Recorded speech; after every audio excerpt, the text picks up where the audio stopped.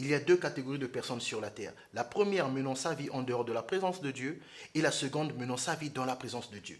La différence entre les deux se résume à un seul mot, le salut. Qu'est-ce que le salut? Un jour, Dieu est venu à la rencontre des hommes et certains hommes ont répondu favorablement à cette rencontre et sont passés de la première à la seconde catégorie. Le salut est justement la base de notre entretien. Je suis Simon Oko et nous allons nous entretenir de long et en large sur ce phénomène, sur ce concept qu'on appelle salut, afin de nous permettre, nous qui appartenons à la seconde catégorie, de nous installer plus confortablement dans le but d'attirer les personnes qui se retrouvent encore dans la première catégorie. Alors, on s'installe confortablement, installez-vous car nous débutons tout de suite.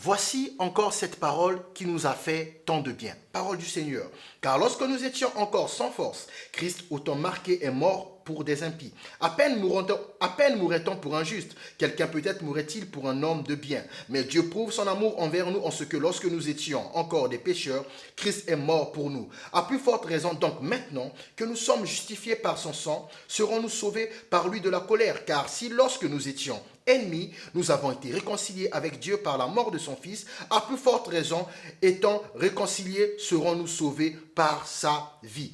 Waouh, ça c'est une belle parole. Depuis un moment déjà, nous parlons de l'amour de Dieu, des preuves de l'amour de Dieu. Et le salut est en fait l'expression de l'amour de Dieu. Le salut est la preuve suprême de l'amour de Dieu. Dieu a tellement aimé qu'il a donné le plus précieux afin de nous reconquérir, afin de permettre à ce que tout un chacun puisse revenir dans sa présence. Et nous avons dit que dans la société, il est impossible de trouver un amour pareil. Parce que généralement, on aime ceux qui sont adulés, on aime ceux qui sont puissants, on aime ceux qui sont forts, on n'aime pas ceux qui sont misérables, on n'aime pas ceux qui sont inconnus, on n'aime pas ceux qui sont méprisés. On aime là où il y a quelque chose qui brille. Or, Dieu, lui, au contraire, il a prouvé son amour lorsque nous étions dans des situations déplorables. Et aujourd'hui, nous allons encore poursuivre, nous allons encore voir 3 preuves de l'amour de Dieu. Et après, j'ai la foi que nous allons comprendre, réaliser l'importance du salut et nous allons pouvoir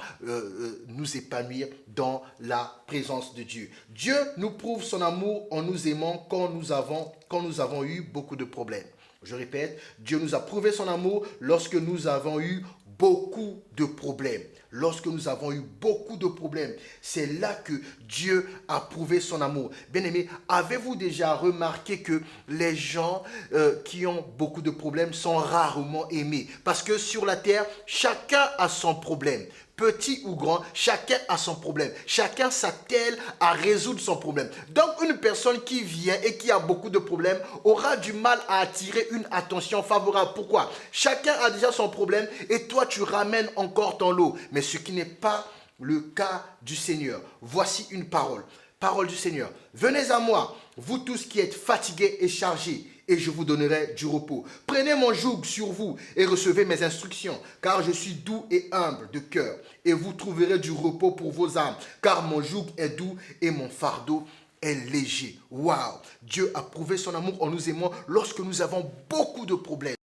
Nous avions un joug, des fardeaux. Et Jésus dit, venez, faisons un échange. Vous allez prendre mon joug qui est doux et léger, car je suis humble de cœur. Et moi, je prendrai votre fardeau à vous. Quel amour! Dieu a prouvé son amour lorsque nous avons beaucoup de problèmes. Bien-aimé, si tu me suis et que tu as beaucoup de problèmes et que les gens commencent à t'éviter, ne crains pas, ne sois pas désespéré, ne sommes pas dans la tristesse. Il y a quelqu'un qui ne t'évitera pas. Pourquoi? Il a déjà prouvé son amour alors que nous avons beaucoup de problèmes. Il te suffit de faire ce deuxième pas, car il a déjà fait le premier pas vers lui, et tu verras que ta vie ira de mieux en mieux. Ce qui m'amène au point suivant. Dieu nous a prouvé son amour en nous aimant quand nous étions malades. Waouh!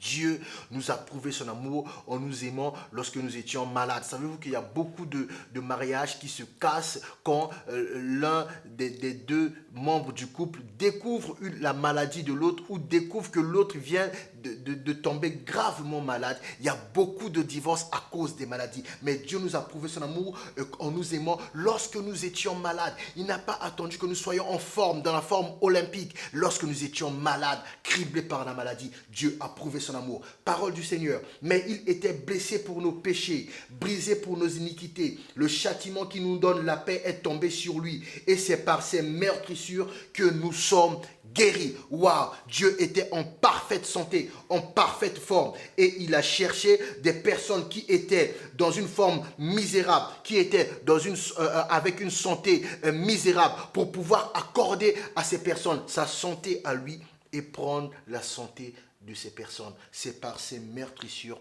que nous sommes guéris. Waouh, ce qui m'amène maintenant à mon dernier point. Voici le dernier point. Dieu, à l'instant où je suis en train de parler, au moment où je suis en train de parler, veut faire ta rencontre. Alors que tu as compris qu'il a aimé, il a prouvé son amour dans les différents cas que nous avons étudiés, je suis certain que tu t'es retrouvé et que tu te retrouves encore dans l'un des cas, dans l'un des points que nous avons énoncés. Le dernier point est ceci. Dieu veut te rencontrer. Maintenant même, il veut te rencontrer. Pourquoi? Il a prouvé son amour. Il veut que tu puisses bénéficier de son amour. Les preuves de son amour sont là. Il veut te rencontrer afin que ta vie puisse changer. Alors comment on fait cette rencontre? C'est simple. Il a fait le premier pas. C'est à toi de faire le second pas. Voilà pourquoi je vais relire la parole que j'ai lue pour l'avant-dernier point. Mais il était blessé pour nos péchés. Tu en as? Sache que le Christ était blessé pour tes péchés. Brisé pour nos iniquités. Tu en as? Sache que Jésus était brisé pour tes iniquités. Le châtiment qui nous donne la paix est tombé sur lui. Y a-t-il un châtiment qui pèse sur toi à l'instant même? Quand tu vas le rencontrer, ce châtiment qui était sur toi va retomber sur lui. Et c'est par ces meurtrissures que nous sommes guéris. Es-tu malade? À l'instant même, quand tu vas le rencontrer, tu seras guéri.